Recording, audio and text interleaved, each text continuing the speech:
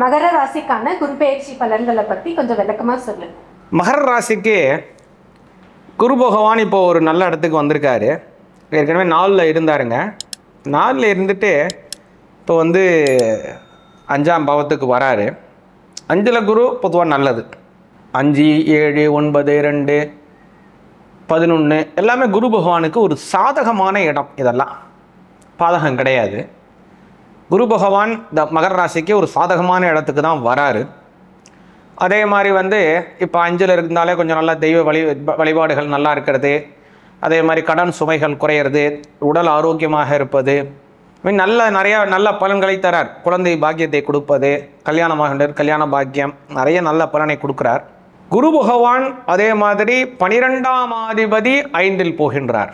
அப்படி நம்ம அந்த பலனை பார்த்தோம் அப்படின்னா இன்னும் நன்மை நிறையா இருக்கும். நிறையா விஷயங்களை நம்மளால் புரிந்து கொள்ள முடியும். எப்படி சொல்லலாம் அப்படின்னா, ஜென்மஸ்தானத்திலிருந்து 5க்கு 12ஆம் அதிபதி வருவது கடல் கடந்த பிரயாணங்களை மேற்கொள்ளக்கூடிய அமைப்பு. அதே மாதிரி ஏதாவது கோர்ட்டு பிரச்சனை இருக்கிறது, கோர்ட்டு கேஸ் இருக்குது, இல்லாத பூர்வீக சொத்துல ஏதாவது ஒரு வழக்கு இருக்குது, தேவையற்ற வழக்கு உங்கள் மேலே இருக்குது, அது மாதிரி ஏதாவது பிரச்சனை இருந்தால் அந்த வழக்கிலே வெற்றி பெறக்கூடிய அமைப்பையும் உருவாக்கி தருகிறார். 3ஆம் அதிபதி 5ஆம் பாவத்திலே போவது சகோதர சகோதரிகளிடம் நல்ல ஒற்றுமையை பேணுவது. அவங்கக்கிட்ட ஏதாவது பிரச்சனை இருந்தால் அந்த பிரச்சனை நிவர்த்தி அடைந்து சுமூக உறவை அவர்களுடன் உறவாடுவது. அவங்களுடைய ஆதரவு உங்களுக்கு தொழில் வளர்ச்சியை தருவது.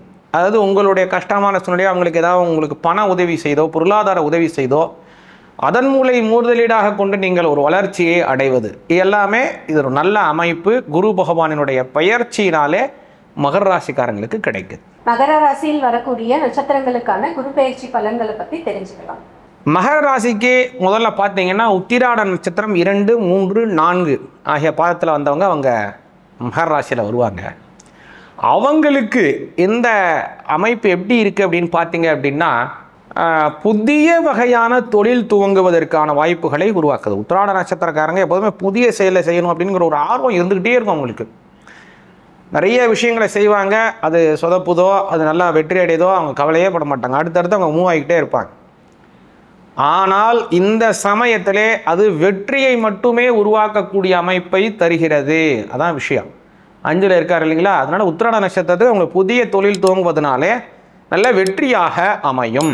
திருவோணம் நட்சத்திரத்தில் பிறந்த மகர ராசிக்காரங்களுக்கு வம்ச அபிவிருத்திகள் ஏற்படும்படியான சூழ்நிலைகள் உருவாகின்றது. அவங்களுக்கு குழந்தை பிறக்கிறது, இல்லைன்னா அவங்களுடைய குழந்தைக்கு பேரனோ பேத்தியோ அவங்களுக்கு பிறக்கிறது, அல்லது அவங்களுக்கு அவருடைய பருவமடையாமல் இருக்கக்கூடிய மகள் பருவமடைவது, அது மாதிரி நிறைய சுபகாரியங்கள் நிறையா ஏற்படும் வீட்டில். அவிட்டம் நட்சத்திரம் 1, 2 ஆகிய பாதத்தில் பிறந்தவங்க மகர ராசியில் வருவாங்க. அவங்களுக்கு இந்த குரு பெயர்ச்சி அப்படிங்கிறது பல சம்பத்துகளை தரும்படியான விஷயங்களையும் பொன் பொருள் ஆபரணங்களை அவங்களுக்கு சேர்க்கும்படியான விஷயங்களையும், அவிட்ட நட்சத்திரம் செவ்வாயினுடைய ஆதிக்கம் அவங்களுக்கு இருக்கிறதுனால அவங்களுக்கு பொதுவாகவே இடம் வாங்குவது ரொம்ப நல்லது. அவிட்ட நட்சத்திரக்காரங்க பணம் இருந்ததுன்னா இடம் வாங்குங்க. அவங்களுக்கு 6உடன் புதன் சம்மந்தப்படுறதுனால இந்த ஷேர் மார்க்கெட்டு கிரிப்டோ கரன்சிலாம் செட் ஆகாது பெரும்பாலும் அவிட்ட நட்சத்திரக்காரங்களுக்கு. அதனால் புதிய வகையான இடங்களை வாங்கி போடுவது ரொம்ப நல்ல பலனை தரும் அவிட்ட நட்சத்திரக்காரங்களுக்கு இந்த குரு பெயர்ச்சினாலே. மகர ராசிக்காரங்க இந்த குரு பெயர்ச்சியில் வழிபட வேண்டிய தெய்வங்களை பற்றி சொல்லுங்க.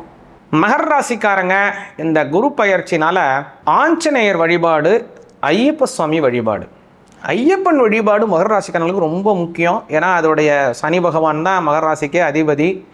7.5 போயிட்டு இருக்கு ஒரு பக்கம். இருந்தாலும் ஜென்மஸ்தானாதிபதி சனி 2ல் போகிறான்னா அது ரொம்ப நல்ல பலன் தான். அது உங்களுக்கு கொஞ்சம் கெடுக்கிற மாதிரி இருந்தாலும் அதை கொடுப்பார் சனி பகவான் மகர ராசிக்காரங்களுக்கு. அதனால் ஐயப்பன் வழிபாடு செய்வது ரொம்ப நல்ல பலனை தரும். ஐயனார், சாஸ்தா, தர்மபுத்திரர் சாஸ்திரா, மதுரை வீரன், கருப்பண்ண சுவாமி, இது மாதிரி இருக்கக்கூடிய கிராம தெய்வங்களை மகர ராசிக்காரங்க வழிபாடு செய்து வந்தாங்க அப்படின்னா நல்ல பலனை பெறுவார்கள். அனைவரின் லட்சியமும் நிறைவேறட்டும். அன்பும் அமைதியும் மகிழ்ச்சியும் செழிக்கட்டும். பக்திமயம் நேயர்களுக்கு வாழ்த்துக்கள்.